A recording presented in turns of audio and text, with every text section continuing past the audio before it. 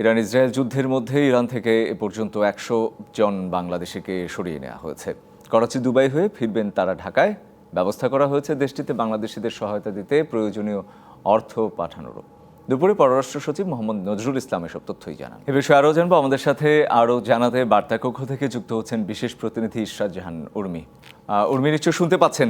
আমি আপনার প্রতিবেদনটি দেখলাম এবং আপনার প্রতিবেদন থেকে আমি যেটি জানলাম যে 100 জনের কথা বলা হচ্ছে। আমার প্রশ্ন থাকবে আপনার কাছে যে বাকি যারা রয়েছে, আমরা এরই মধ্যে জানি যে বাংলাদেশি প্রায় 2000 বাংলাদেশি ইরানে অবস্থান করছেন, তাদের কি অবস্থা সেই ব্যাপারে আসলে সরকার খোঁজ খবর নিচ্ছে কিনা এবং অর্থ পাঠানোর যে বিষয়টি সেটি আসলে ঠিকমতো পৌঁছেছে কিনা বা প্রক্রিয়াটা কি সেই ব্যাপারেও কিছু জানতে পেরেছেন কিনা, যদি এই দিয়ে শুরু করি আপনার কাছ থেকে।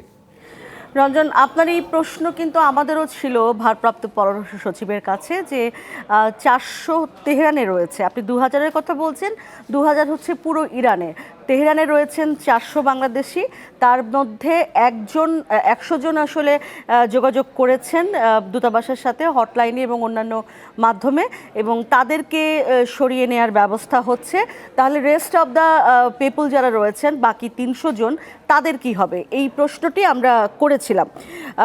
পররাষ্ট্র সচিব যেটি বলেছেন যে ধাপে ধাপে যারা আসলে এই যোগাযোগ করবেন এবং যাদের সাথে যোগাযোগ করা সম্ভব হবে অথবা যেভাবে খুঁজে বের করে আসলে সরিয়ে নেওয়া হচ্ছে সেই বিষয়গুলো অব্যাহত থাকবে, এবং তারপরে বাকি 300 জনকেও একইভাবে যদি তারা চান তাহলে সরিয়ে নেওয়া হবে।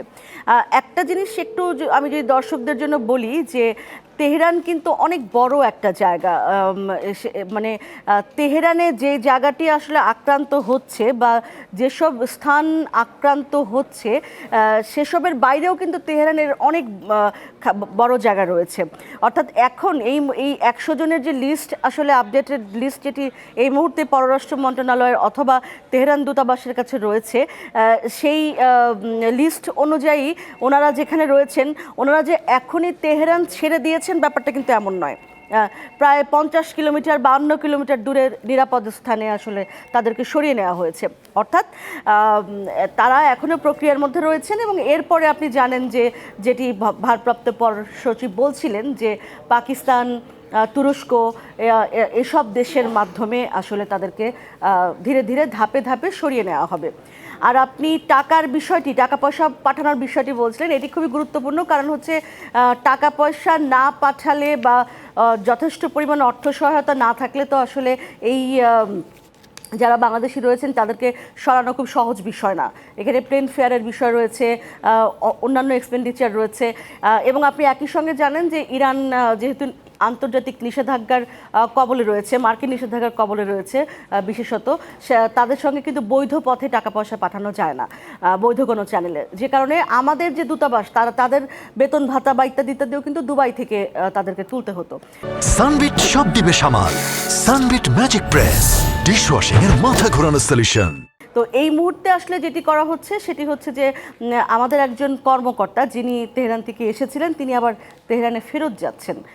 তো তার কাছে যথেষ্ট পরিমাণ টাকা পয়সা দিয়ে দেওয়া হচ্ছে। টাকা পয়সা নিয়ে খুব একটা সমস্যা হবে না। এছাড়া ভারপ্রাপ্ত উর্মি, আমি যদি থামি একটু জানতে চাই আপনার কথার সূত্র ধরেই, দূতাবাসের কর্মকর্তাদের কথা বললেন, আমরা সম্প্রতি দেখেছি যে একজন দূতাবাস কর্মকর্তার বাসভবনও গড়িয়ে দেওয়া হয়েছে। সেই ক্ষেত্রে যারা দূতাবাসের কর্মকর্তা রয়েছেন তাদের নিরাপত্তায় আসলে ইরান সরকার কোনো ধরনের বিশেষ ব্যবস্থা নিচ্ছে কিনা সেই ব্যাপারেও কিছু যদি জানতে পারেন। এই মুহূর্তে রঞ্জন আসলে ইরান সরকারের ব্যবস্থা নেওয়ার মতো অবস্থা নেই। আপনি জানেন দেশটির সেনাপ্রধান নিজে নিহত হয়েছেন, ফলে আমাদের নিরাপত্তার ব্যবস্থাটি আসলে আমাদেরই করতে হচ্ছে, এবং যে দূতাবাসের যে কর্মচারীরা রয়েছেন তারা তো ইতিমধ্যে আসলে সরে গেছেন। যেটি আপনাকে বলছিলাম যে আমাদের তেহরানে যে রাষ্ট্রদূত রয়েছেন তিনি জানিয়েছেন যে 50 কিলোমিটার দূরের নিরাপদ স্থানে তারা সকলেই রয়েছেন, তাদের স্পাউস, সন্তান যারা আছেন তাদের সহই তারা আসলে দূরে সরে গেছেন।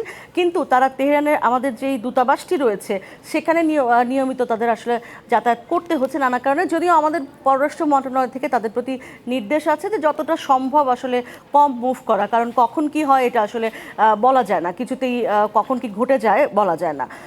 তো টাকা পয়সার বিষয়টা যেটি আমি বলছিলাম যে একজন কর্মকর্তার হাত দিয়ে পাঠানো হচ্ছে, এবং আসলে আপনি জানেন যে আসলে দূতাবাস তো বিভিন্ন দেশে খোলার একটি কারণ তো এটি যে সেই সব দেশের যে স্থানীয় যারা থাকবেন, অর্থাৎ যে দেশের মানুষেরা থাকবেন, তাদের নিরাপত্তা একটি বিষয়। ফলে দূতাবাসের কর্মকর্তাদের নিরাপত্তা যেমনই হোক, যত দূরেই তারা থাকেন, তারা কিন্তু বাংলাদেশিদের নিরাপত্তা নিশ্চিতে কাজ করবেনই, সে যেভাবেই হোক না কেন। আর একটা বিষয় দিয়ে আমি শেষ করতে চাই, আপনি বলছিলেন যে বাকি 2000 বা মোট 2000 যে তাদের আসলে কি হবে। তেহরান থেকে বাইরেও অনেকে রয়েছেন এবং অনেক জায়গায় আছে যুদ্ধের আঁচ লাগেনি, সেসব জায়গায় আছেন। এবং একটা তথ্য আপনি হয়তো জেনে থাকবেন যে ইরানে কিন্তু খুব একটা একেবারে শ্রমিক শ্রেণীর মানুষ থাকেন বা যান এমন না, মোটামুটি শিক্ষিত দক্ষ জনশক্তি যারা ডাক্তার, ইঞ্জিনিয়ার এই ধরনের লোকজনই বেশি থাকেন এবং তারা আসলে নিজেরাই নিজেদেরকে, এবং অনেকে আছেন বিবাহ সূত্রে থাকেন, ফলে তাদের আসলে ওই চ্যানেলগুলো রয়েছে, নিরাপদ স্থানে সরে যাওয়ার যে চ্যানেল সেটি আসলে একদম রয়েছে। একদম পরিষ্কার। উর্মি, আপনাকে ধন্যবাদ। ধন্যবাদ।